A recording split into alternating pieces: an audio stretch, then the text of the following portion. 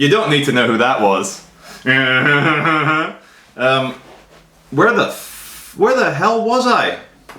Anyway, let's just start again. Well, not again.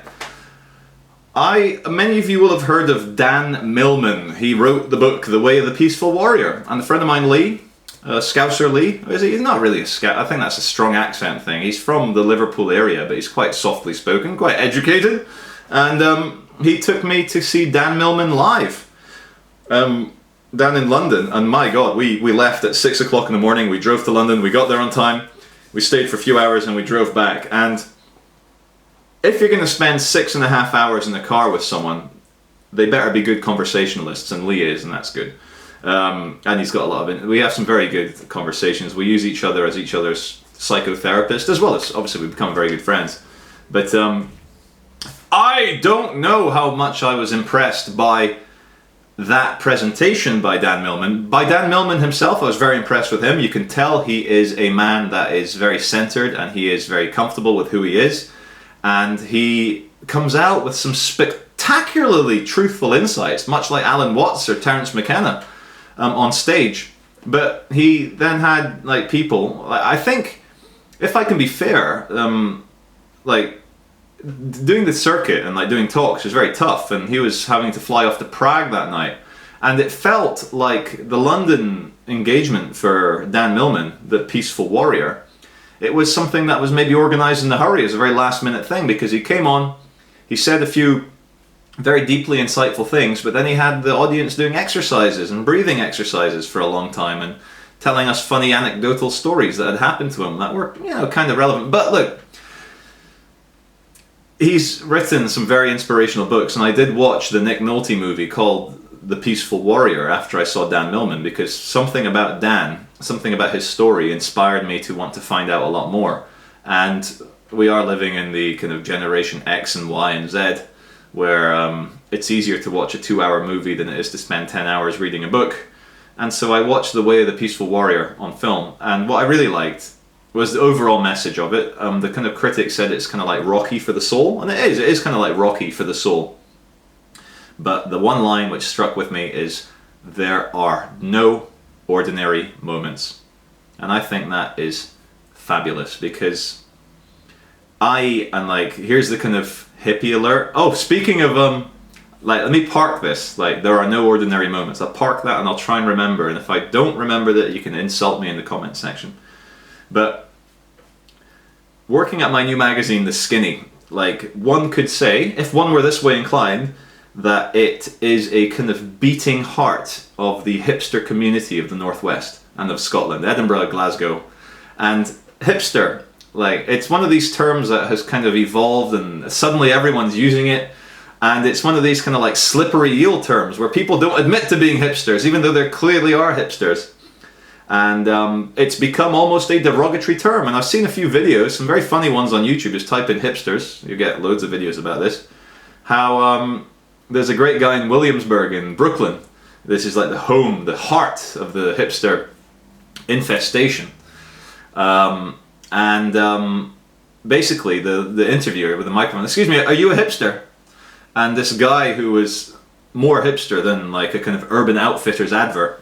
He had the beard, the lumberjack, the funny hair, the shave, the kind of glass. Anyway, he's like, "No, I'm not a hipster, and I'm really offended that you've asked me that." With no irony for a hipster. How can you be a hipster without irony? But just the way that hipsters run and hide when you accuse or ask them, "Are you a hipster?" But I like the term. I think there's many things about me which could be classified as hipster, and I think there's nothing shameful about the kind of... And let me run through a few criticisms people have of hipsters. Is that, they all dress the same and they only have tattoos and piercings and facial hair, ironically. And that's fair enough. I think hipsterdom is just the latest incarnation of whatever the young, trendy, in the scene kind of thing is. People aged 18 to 30, or let me extend it a bit more because I'm 33, 18 to 38, 18 to 35. And people are tribal, they are part of a group. And one of the things I like about hipsterdom is that it's truly a global like youth culture. It really is. Like whether you're in Paris or Aberdeen or Zurich or like this, I could go on forever listing cities, or Rio or Mexico City or Williamsburg or San Francisco. There is definitely a kind of hipster vibe about bars, about venues, nightclubs, music, people riding fixed gear bikes with one gear because it's simple. And like we've seen it happening throughout, like 10 years ago with Johnny Knoxville and the trucker hat, the vest, the kind of aviators, the kind of like allusions to American working class culture. And one of the criticisms people have with like the ironic hipsters is that they are absorbing all the different cultural icons or iconography of all these different cultures like punk or emo or American working class. They never seem to allude to British working class. Where's their tracksuits? Huh? And they drink like kind of cheap beer. They have facial hair or like big beards, like a hermit or a thing. They wear lumberjack shirts, again another. But we've seen this before, like grunge from Seattle in the early 90s. That was all lumberjack shirts and alternative looking and so forth. And, you know, I mentioned the Jackass look, the Johnny Knoxville, the aviators and the trucker cap. That was like 10, 15 years ago. So the kind of, I guess, when it became hipster was when it became truly global with the kind of iPad, iPhone generation where like Instagram, you can instantly rate and check things and check if it's part of your tribe. And yeah, it's very easy to be angry at hipsters because, you know, these are young people, maybe 17, 18 years old, who like religiously make sure they see the latest band that is hip and cool and trendy. They religiously make sure they have the right haircut and wear the right shoes and make sure they're seen drinking like little like flat whites in their little trendy hipster Northern Quarter Manchester cafes. But I have to admit, I like that shit. I like hipster. I think it's like healthy, and also it's a sign of peace. In the animal world, I'll give you an example from Papua New Guinea. They have many species of bird called birds of paradise. And you know what I mean, you're all educated people. My viewership, even though it's 90% male, it's also, most of my viewers are in the 35 plus category. So, you know, these are mature people. These are mature people like me. I'm 33. But you know what a bird of paradise is. Like, we've all seen the David Attenborough shows, like Planet Earth or Life on Earth, whatever they're called, with these extravagant, like, little mini peacocks with, like, massive, like, kind of things sticking out with little twittering little, like, psychedelic feathers, and they've got massive colors, and their tails are, like, 8 meters long. They've got, like, 10 beaks, like, doing siren noises. Their eyes are, like, fluorescent, and they go, woo! Birds of paradise are insane. And the reason birds of paradise have evolved to have such ostentatious plumage, I love that word, let's say it together, plumage, is because when there's lacks of predators and lots of food, nature will create very extravagant things. And to me, we have seen relative peace with the odd terrorist attack and the odd kind of insane that was his name, Tony Blair or George Bush, like killing Iraqis and children, and like a bit, but compared to World War II, compared to the Cold War, it's a bit more peaceful. And hipsterdom is, to me, they're no different than birds of paradise, like young, sexually active people in cities competing for attention, and it's peacocking. It's no different than anything else. And like, but you can take it too far. Like, I've always been a t-shirt and jeans kind of guy. Like, I think, you know, it's nice to dress up, and like, I think there is a kind of definite future, like me walking into a shop and dressing a bit like a chap, a bit like a dandy. I mean, I already have my tweed overcoat that you've all seen, but let's try and, it's 10 minutes on this latest section, but let's try and end this with, I'm not going to try and fall into any kind of arty-farty, bullshitty, kind of whimsical words about reality, but, talking about reality at the end of a video like this, but, like, shit, like, maybe I should just tell you who I've been listening to a lot, and they say it better than I can. Terence McKenna, Alan Watts, they're dead now! Terence McKenna, Alan Watts, and Eckhart Tolle.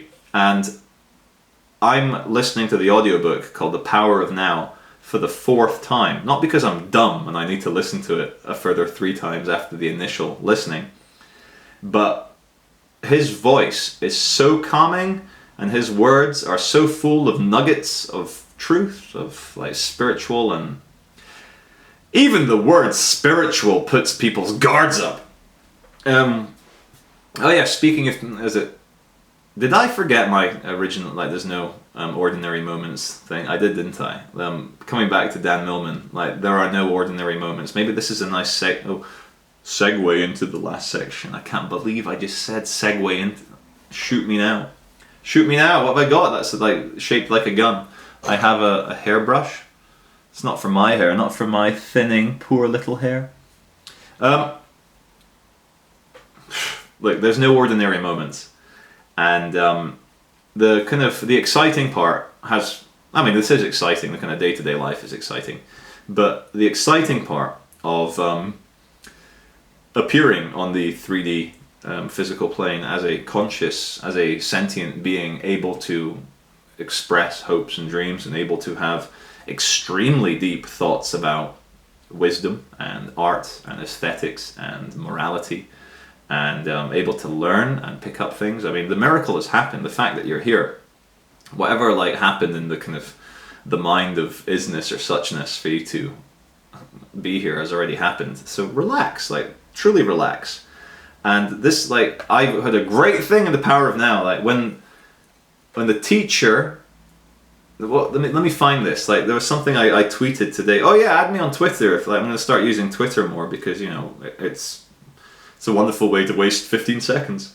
But what did I write on Twitter today? Oh yeah, the teacher and the taught together create the teaching, which means that in the kind of way things are, like when I listen to Eckhart Tolle, he's so calm and so peaceful because I feel that he needs to be like that for him. Like he almost killed himself at the age of 30. He was like depressed as fuck, and so he's found his calling. Like that's what he does. I'm not going to repeat Eckhart. Well, I just repeated Eckhart Tolle, but he exists and he is perfect at being Eckhart Tolle. So you are perfect at being you, and not to get too like airy fairy about it, but like if you just slow down and realize that you're here, that's pretty much.